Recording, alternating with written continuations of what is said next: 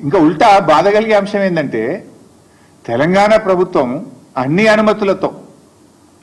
అనుమతులతో మనం కాళేశ్వరం ప్రాజెక్టును త్వరితగతిన పూర్తి చేయాలి, తెలంగాణ ప్రజల రైతుల దాహార్తిని తీర్చాలని చెప్పి మనము కేంద్ర ప్రభుత్వ సంస్థల నుంచి అప్పు తెచ్చుకున్నాం.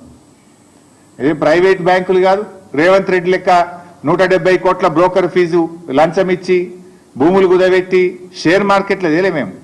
కేంద్ర ప్రభుత్వ సంస్థ ఆర్ఈసి పిఎఫ్సి దగ్గర మనం అప్పు తెచ్చినాం.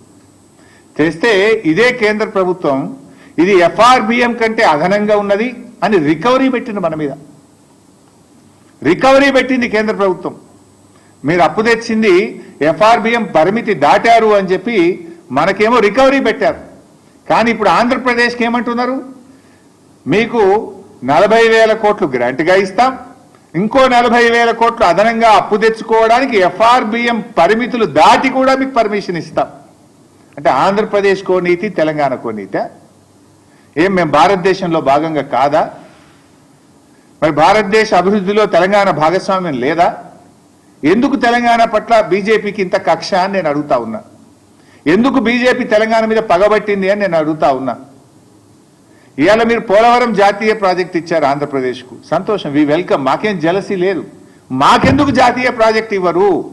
మా పాలమూరు ఎత్తిపోతల పథకానికి ఎందుకు ఇవ్వరు? మా కాళేశ్వరంకి ఎందుకు ఇవ్వరు? మా సీతారామ ప్రాజెక్టుకి ఎందుకు ఇవ్వరు? ఆంధ్రప్రదేశ్కి ఆల్రెడీ పోలవరం జాతీయ ప్రాజెక్ట్ ఇచ్చారు. ఇప్పుడు రెండవది గోదావరి బంకచెర్లకు కూడా 80,000 కోట్ల రూపాయలు ఇస్తామంటున్నారు. దానికి 80,000 ఇస్తారు, పోలవరంకు 80,000 కోట్లు, దాదాపు 80,000 దాటుతుంది పోలవరం కూడా. అంటే 1,60,000 కోట్ల రూపాయలు ప్రాజెక్టుల నిర్మాణానికి ఆంధ్రప్రదేశ్కు సమకూరుస్తున్నారు. అందులో ఒక పై సంబంధం అన్న తెలంగాణకి ఇచ్చారా? 1%, 1,600 కోట్లని ఇచ్చారా అని అడుగుతా ఉన్నా నేను. ఇయ్యనప్పుడు 8 ఎంపీలు బీజేపీ గెలిచి ఏం ప్రయోజనం?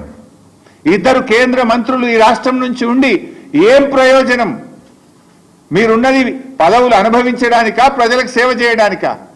ఈ రాష్ట్ర హక్కులు కాపాడడానికా, ఈ రాష్ట్ర హక్కులు హరిస్తుంటే కళ్ళు మూసుకొని కూర్చోవడానికి ఉన్నారా అని చెప్పి నేను అడుగుతా ఉన్నా. ఇలా బీజేపీ తెలంగాణకు ద్రోహం చేస్తా ఉంది. ఇది తీవ్రమైన ద్రోహం. అరే మా ప్రాజెక్టులకు ఇప్పటికీ అనుమతులు ఇయ్యరు, మా సమ్మక్క సాగర్ ఇప్పటికీ ఇంకా అనుమతులు రాలేదు, మా పాలమూరు డిపిఆర్ను రిటర్న్ పంపించిండ్రు, మా దిండి ప్రాజెక్టుకు అనుమతులు ఇయ్యరు, మా ఏమో అనుమతులు ఇయ్యరు.